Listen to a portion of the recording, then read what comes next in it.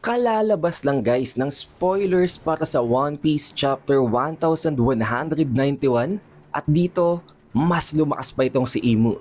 Dahil lang nga sa sabayan nila ni Gaban na kung saan na-confirm niya mismo na after ng God Valley incident, mas lalo pang lumakas ngayon si Gaban.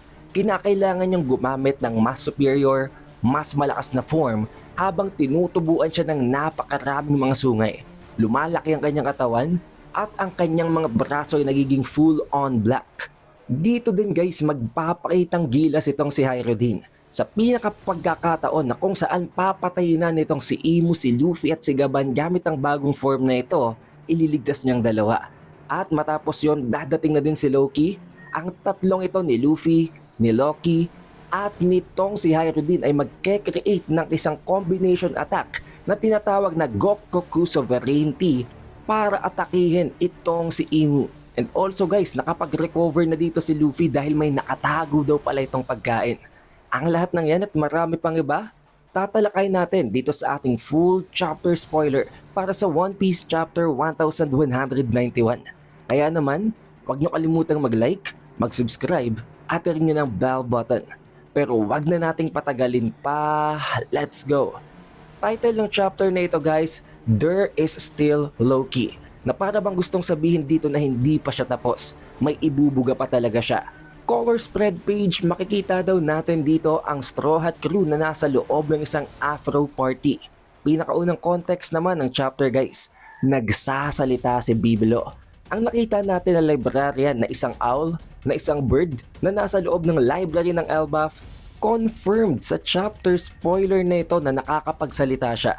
This must be the reason kung bakit tinawag nila si Chopper, since nakakapagsalita nga si Biblo pero most likely ibang language nito sa mga humans. Rason kung bakit tinawag ni Robin si Chopper and now si Chopper nakikipag-usap dito. At kung naaalala nyo pa guys, ang isang author ng isang aklat na nagngangalan na Luis Arnott ay hindi pa rin nare-reveal. What if itong si Biblo na siya ngayon?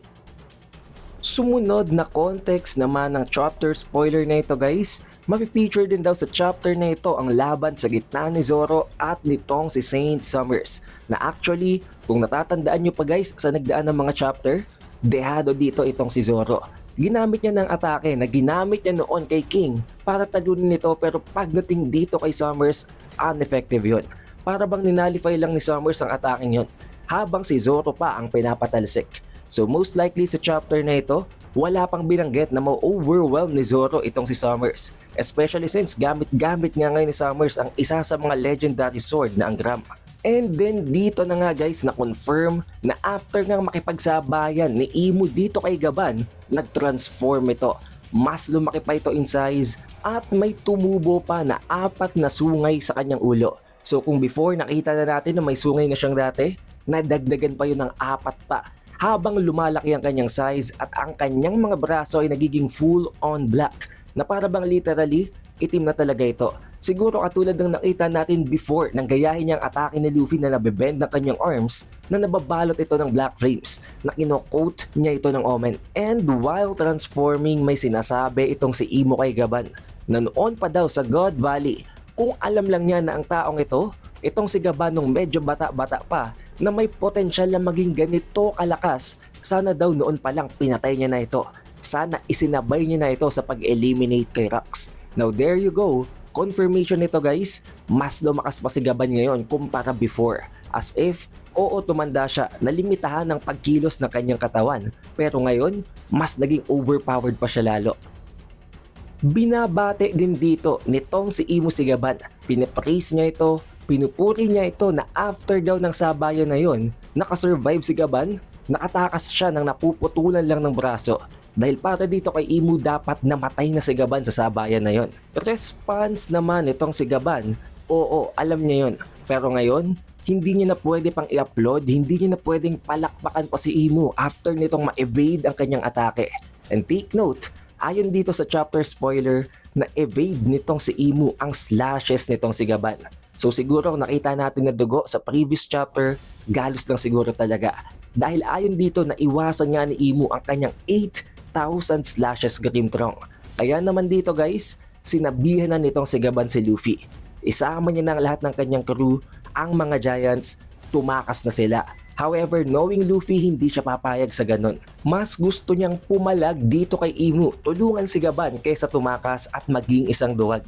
However, dahil doon, mukhang pagpapatungin din sila dito nitong si Imu. Nag-prepare na si Imu ng panibagong atake para finally patayin. I-eliminate na talaga si Gaban at itong si Luffy. However, in the most critical moment na maide-deploy, mailo-launch na nitong si Imong ataking yon, biglang dumating itong si Hyrodin sa scene at sinuntok itong si Imu. Rason kung bakit hindi naging successful ang pagpatay ni Imu kay Luffy at kay Gaban. Now I think guys, this looks familiar kapag nakita natin ito sa panels, dahil may kilala din tayo na isang karakter na nakasuntok lang dito kay Imu ng isang beses at binugbog na ni Imu in return. Never na siyang nakaland ulit ng hit. Knowing kung gaano kalayo ang gap na magiging isa lang sa mga pagkain, magiging isa lang sa mga papatay ni Imu itong si Hyrodin, pinagsabihan niya ito. Tumakas na daw ito, wag nitong sayangin ang kanyang buhay. Pero ang sagot nitong si Hyrodin, wala siyang pakialam. Hindi siya natatakot dahil kahit mamatay siya, nandito pa rin naman daw si Loki. However, ang hindi niya alam, nakarecover na kahit papaano si Loki at pumasok na din ito sa battlefield. Ngayon, 4v1 battle na to. Nabanggit din sa chapter spoiler na ito na may nakatago pa palang pagkain itong si Luffy. Siguro, hindi lang siya binibigyan ng pagkakataon nitong si Imu na makain yon, kaya hindi niya yun mailabas. Pero ngayon, kinain na yun itong si Luffy. Ang lahat ng naimbak, ang lahat ng naitago niyang pagkain. Siguro nilagay niya sa bulsa and gamit ang Toon Force na ipon niya yun kahit sobrang dami. Dahil dun guys, naka-recover na agad itong si Luffy. Overpowered regenerative capability din. Makakain lang siya, nakakapag-heal na siya ng mga grave wounds. At after nun, nag-launch ang tatlo ni Luffy, ni Loki, at nitong si Hyrodin ng kaparehong atake na ginawa noon ng New Giant Warrior Pirates, ni Gerd, ni Goldberg at ni Rodo, ang 3 generals, Gokoku Sovereignty. Now, as you know guys, tulad ng binanggit natin sa leaks video natin kahapon, nakita naman natin ang Gokoku Sovereignty. Mapupull off lamang kung may tatlong mga individuals na gumagamit ng weapon at i-combine ang atake nila. However, pagdating dito kay Luffy, alam naman natin katawan lang niya ang gamit niya, kamao lang niya. So surely may dinampot siya dito na bagay na ginamit niya bilang weapon gamit ang Toon Force or mismong ang axe na nasa likuran niya. At syempre, since hindi naman normal na weapon ang weapon ni Loki ng Ragnir, it's almost as if apat talaga sila doon. This could be the most powerful Gokoku Sovereignty na makikita natin sa loob ng kwento. Mas malakas pa sa Hakoku Sovereignty nitong si Big Mom at ni Kaido.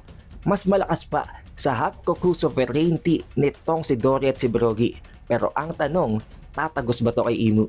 Tatala ba yun? Lalong-lalo pat kung noon nga na nasa base 4 lang itong si Imu, sobrang tigas na talaga ng kanyang defense, sobrang OP ng kanyang Omen, what more pa ngayon na mas superior form ang ginagamit niya. However, para masagot ang mga tanong na yan, antayin natin guys ang full chapter review, which will be released by this coming Friday. Para ma-notify kayo once na ma-release ang video na yon, siguraduhin nyo lang na naka-like, naka-subscribe at na rin nyo ng bell button. It is the Updated Weeb, and I will see you guys on the next one.